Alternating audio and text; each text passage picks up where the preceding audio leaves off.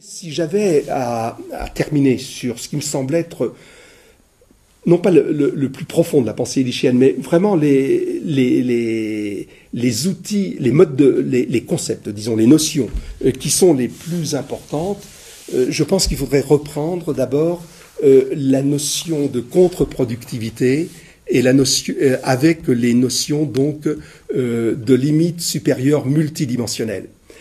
Cette notion de limite est extrêmement importante chez Illich, parce que l'idée, si il souhaite que l'on fasse, que les pays pauvres fassent l'économie du passage par la production industrielle, c'est parce que la production industrielle dépasse certains seuils ou certaines limites supérieures.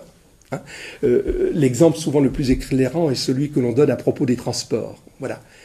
Si vous roulez en vélo dans Paris, vous irez un peu plus vite qu'à pied.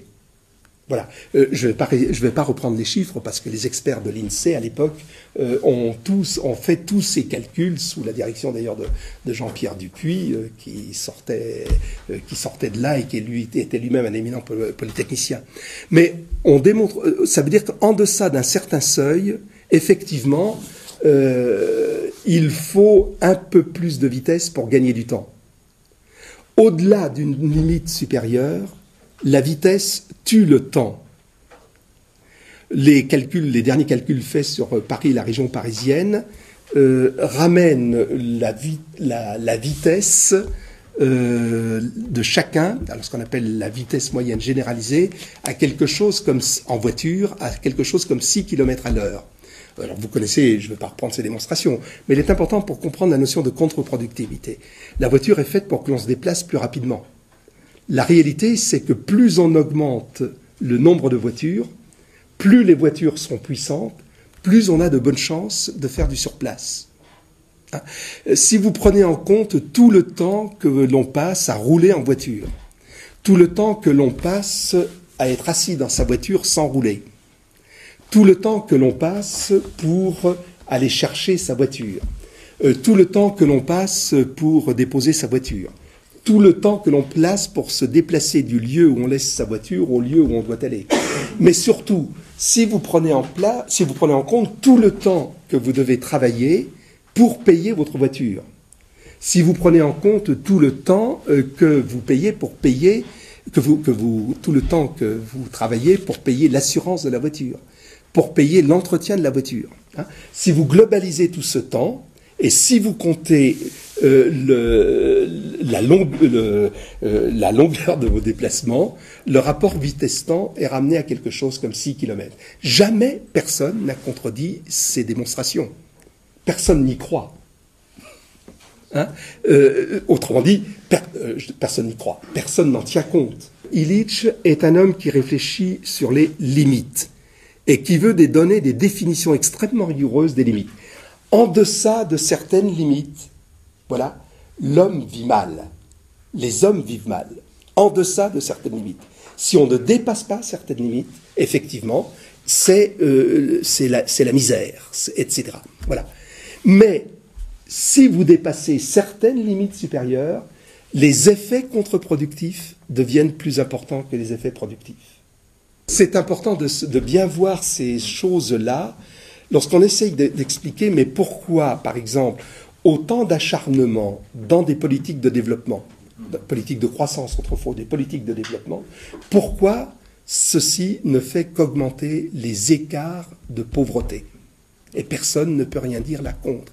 Mais nous poursuivons, nous persévérons. Voilà. Alors peut-être que pour avoir la fin de l'histoire, il faudra lire La petite métaphysique des tsunamis de Jean-Pierre Dupuis. Voilà. Hein.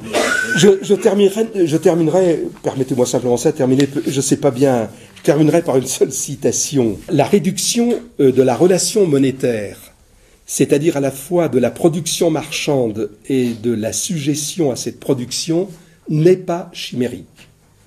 La réduction de la relation monétaire n'est pas chimérique. Certes, cela implique le renoncement à des attentes et habitudes quotidiennes estimées aujourd'hui naturelles. Aussi, même parmi ceux qui savent que les deux termes de l'alternative sont soit le repli, soit l'horreur, beaucoup voient là un choix impossible. Cependant, de plus en plus, gens avertis et experts, qu'ils soient convaincus ou opportunistes, reconnaissent qu'une réduction s'impose. On commence à voir que la condition de la survie, c'est un désengagement progressif par rapport à la relation monétaire. Sans croissance négative, il est impossible de maintenir l'équilibre écologique, d'arriver à la justice entre les régions du monde et à la paix entre les peuples. Hein, je lis bien, ce n'est pas le club de Rome, ce n'est pas la croissance zéro. C'est sans croissance négative, il est impossible, etc. Hein, et il faut que cette tendance soit beaucoup plus accentuée dans les pays riches que dans les pays pauvres. Le maximum à quoi chacun puisse prétendre, c'est un accès égal aux ressources rares du monde, d'un niveau peut-être comparable à celui des nations actuellement les plus pauvres.